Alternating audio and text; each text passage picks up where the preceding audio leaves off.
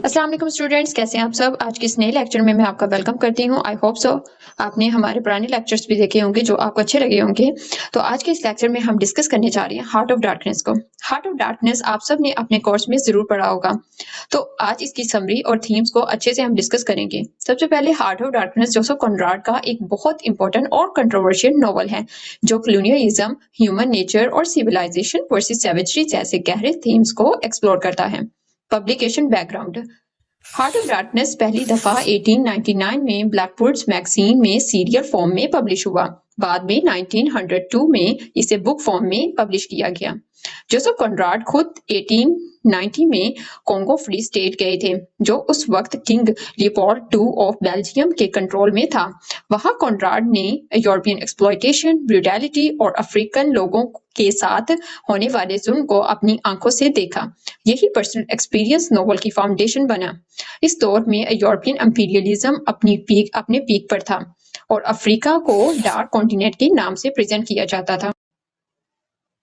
Lecture को आगे बढ़ाने से पहले मैं आपसे रिक्वेस्ट करती चलूं, अगर आप लिटरेचर के स्टूडेंट हैं या फिर आप राइटिंग्स में इंटरेस्टेड हैं, कि आप नॉवेल्स को पढ़ना पसंद करते हैं, तो हमारे चैनल को जरूर सब्सक्राइब कर लीजिएगा। इससे हमें मोटिवेशन मिलती रहती है। थैंक्स। चलिए शुरू करते हैं। Narrative frame story telling. Okay, novel एक फ्रेम नैरेटिव में लिखा गया है। कहानी का मेन नरेटर मार्लो है जो अपनी जर्नी की स्टोरी थेम्स रिवर के ऊपर एक बोट पर बैठकर कुछ सेलर्स को सुना रहा होता है। थेम्स रिवर यूरोप की सिविलाइजेशन का सिंबल है, जबकि कॉन्गो रिवर अफ्रीका और डार्कनेस को रिप्रेजेंट करता है। ये नैरेटिव टेक्निक रीडर को यह समझने में मदद देती है कि डार्कनेस सिर्फ अफ्रीका में नहीं बल्कि यूरोप के दिल में भी मौजूद है। स्टोरी को स्टेप बाय स्टेप समझते हैं। Beginning of the story, Marlow's appointment. Marlow बचपन से ही अनएक्सप्लोर्ड जगहों का शौकीन होता है।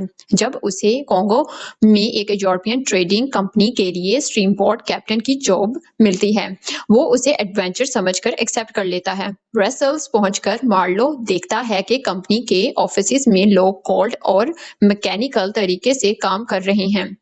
यहाँ से रीडर को पहली दफा कॉलोनियल सिस्टम की इनह्यूमन नेचर का अंदाजा होता है।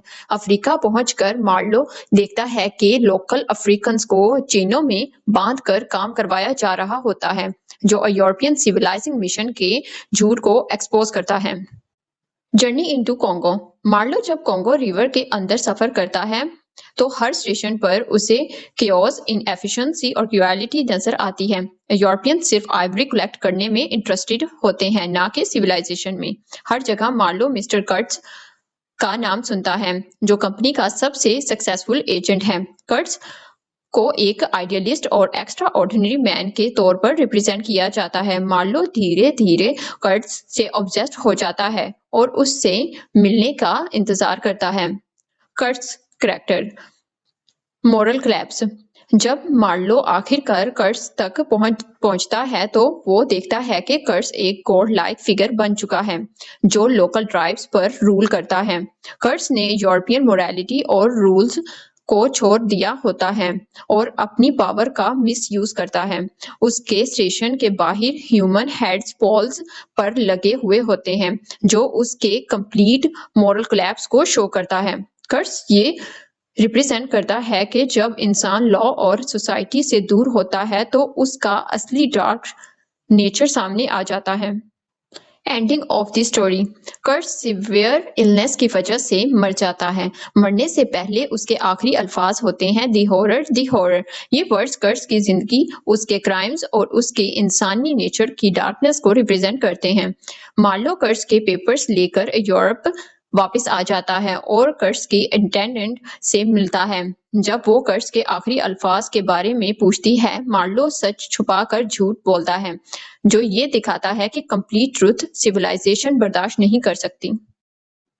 Students, let's move to the next point. Major themes in Heart of Darkness. First, colonialism and imperialism. Conrad ने यूरोपियन कॉलोनियल मिशन को एक्सपोज किया और दिखाया कि यहाँ सिविलाइजेशन के नाम पर एक्सप्लॉयटेशन और ग्रीड थी। Darkness of human soul. Darkness सिर्फ अफ्रीका के जंगल में नहीं बल्कि इंसान के अंदर मौजूद है। Civilization versus savagery. नोवेल ये चैलेंज करता है कि कौन सिविलाइज्ड है और कौन savage. Power and corruption. Kurtz ये दिखाता है कि एब्सोल्यूट पावर इंसान को मोरालिटी करप्ट कर देती है। Hypocrisy of Europe. यूरोप खुद को मॉरल और सिविलाइज दिखाता है, लेकिन अफ्रीका में बारबैरिक एक्ट्स करता है।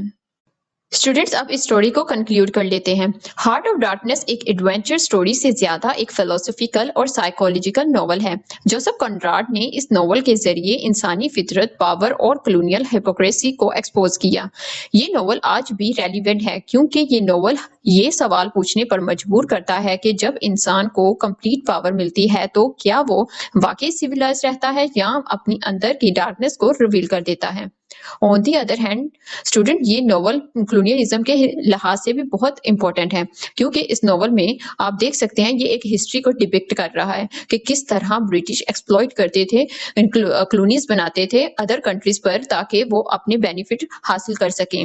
इन द नेम ऑफ सिविलाइजेशन वो उनको एक्सप्लॉइट करते थे, उनके साथ बुरा सलूक करते थे, उनको एज अ ह्यूमन रिस्पेक्ट नहीं देते थे, बल्कि अपने बेनिफिट के लिए उनकी जगहों का इस्तेमाल करते थे, उनके रिसोर्सेज को यूज करते थे और वही रिसोर्सेज अपने कंट्रीज ले जाकर उसको अपने लिए बेनिफिशियल बनाते थे और पीछे उनके लिए कुछ भी बचता नहीं था। सो इसी वजह से आज भी ये कंट्रीज सफर कर रही हैं इनकी कॉलोनाइजेशन की वजह से। तो यही करते हैं आज के लेक्चर को एंड। आई होप सो आपको वीडियो अच्छी लगी हो। ऑन दी अदर हैंड मैं चाहती हूँ आप लोग इस पर जरूर सोचें। आज जो सी थर्ड वर्ल्ड कंट्री है जो हिस्ट्री में जिनके साथ ये सब हुआ है वो आज भी बहुत सफर कर रही हैं। उनकी सोच और उनके साथ होने वाली ये रिसोर्सेज के साथ जो एक्सप्लॉइटेशन हुई, उनके साथ एक्सप्लॉइटेशन हुई, उसकी वजह से ये लोग आज भी सफर करती हैं कंट्रीज। इसमें एशियन कंट्रीज इंक्लूड हैं। सो स्टूडेंट यही करते हैं लेक्चर को एंड। मिलते हैं एक नए लेक्चर के साथ। खुदा हाफिज।